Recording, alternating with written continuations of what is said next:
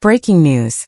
Belfast has just sent Britain a warning it cannot ignore, and it came in flames.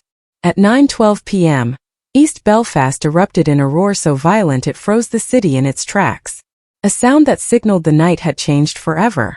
Within seconds, phones lit up, alarms blared, and a rumor raced through the streets like wildfire. Word spread. A secret migrant ship, allegedly ordered by Starmer, had arrived without warning. And that was enough. People flooded out of homes. Pubs emptied. Taxi drivers abandoned their cars mid-route. By the time police realized what was happening, more than 1,600 people were heading toward the docks, not protesting but mobilizing. If you want the full story on what really happened in Belfast, hit subscribe now, because what you're about to hear isn't just news. It's a warning. By 9:20 p.m., petrol bombs were flying. The first hit a shipping container, sending flames 10 m into the night sky. Another smashed onto tarmac near Sidenham Road, lighting the area in violent streaks of orange. 26 fire bursts erupted in under 10 minutes. Police initially thought it was coordinated. It wasn't. It was raw fury, unfiltered and unstoppable.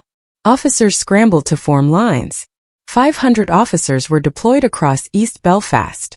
Riot shields up, helmets locked, yet it wasn't enough. Roads shut down one after another: Queensbridge, Sidenham Road, New Townards Road. The city was being sealed like a pressure cooker. Sirens bounced off old shipyard walls. Belfast, a city that had buried decades of violence, felt something ancient rising again. This wasn't a riot, it was a siege. To understand what happened, we need to go back 12 hours. Around midday, the sun shone over East Belfast, cutting long stripes of light across a city still struggling to hold its fractured history together.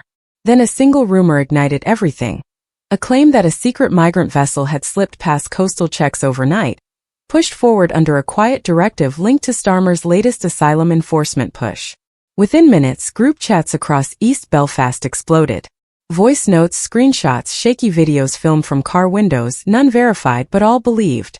In Belfast, perception is reality. And the perception was clear. London had acted behind Belfast's back again.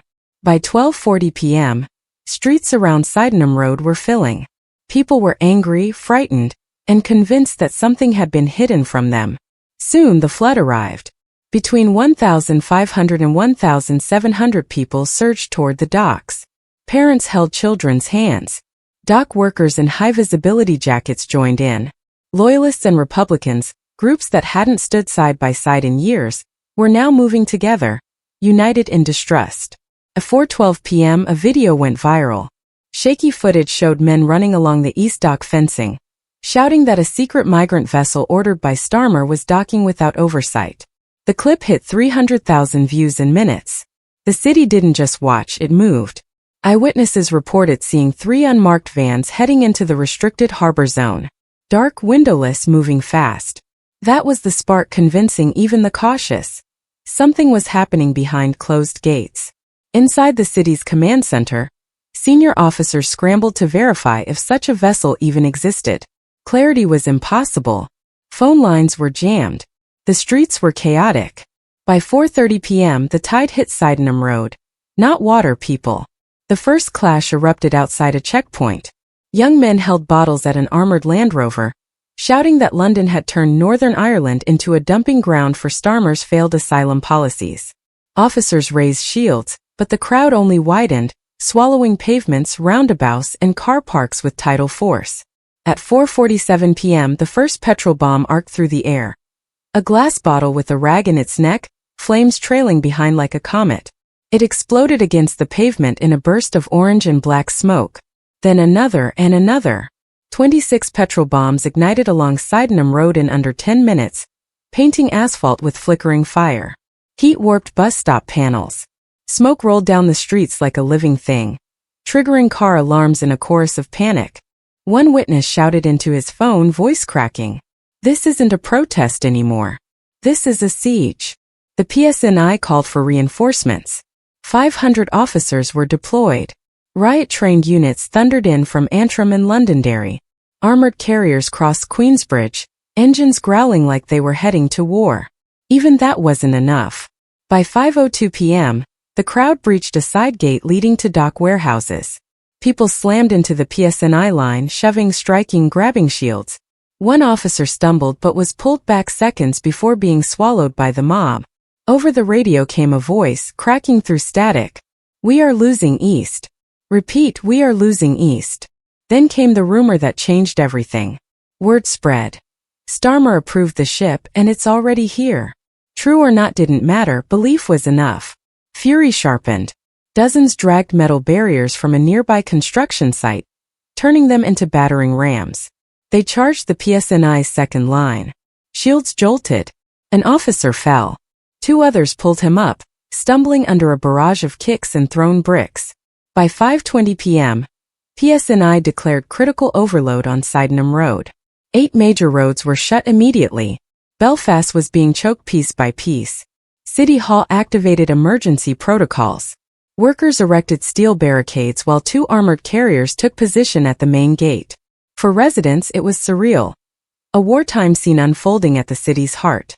The worst surge came at 5:37 p.m. Nearly 150 rioters charged, smashing shields with metal poles, trying to pull officers from their positions. A concussion grenade went off too close to the crowd. People stumbled, ears ringing, screams cutting through smoke. A mother, covering her son's face, cried, "This is madness. Belfast can't survive this again." But the worst wasn't over. At 5:50 p.m., a PSNI drone spotted hundreds more approaching from the Titanic Quarter, bringing the estimated size of the riot to nearly 3,000 people. Belfast was effectively encircled. The order came: full city containment. Prepare for an overnight siege.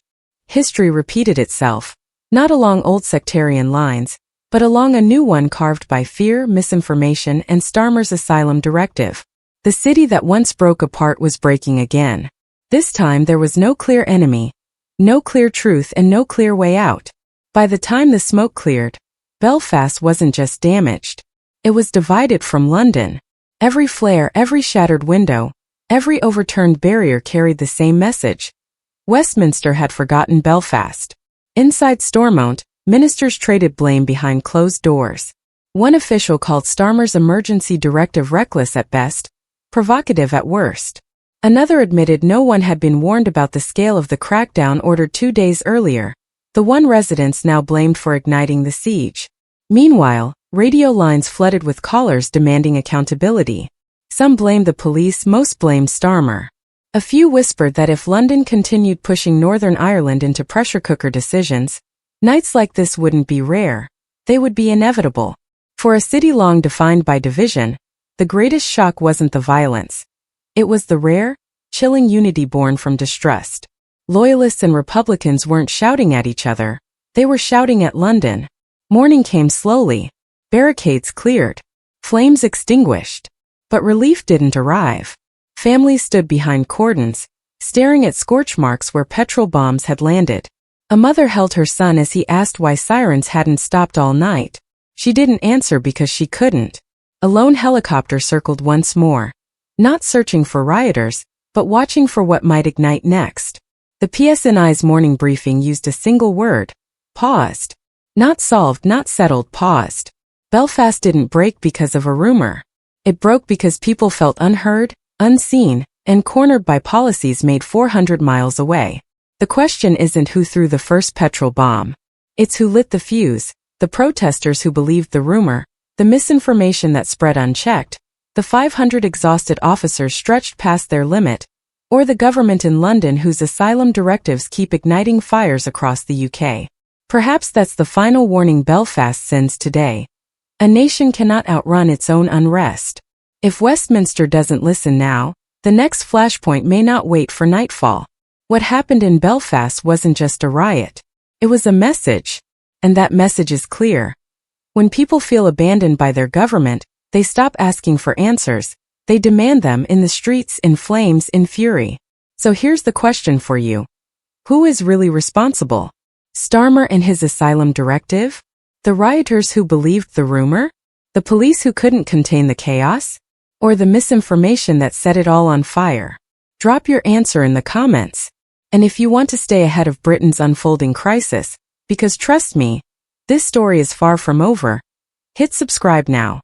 Belfast has just sent a warning. The question is, will Westminster listen?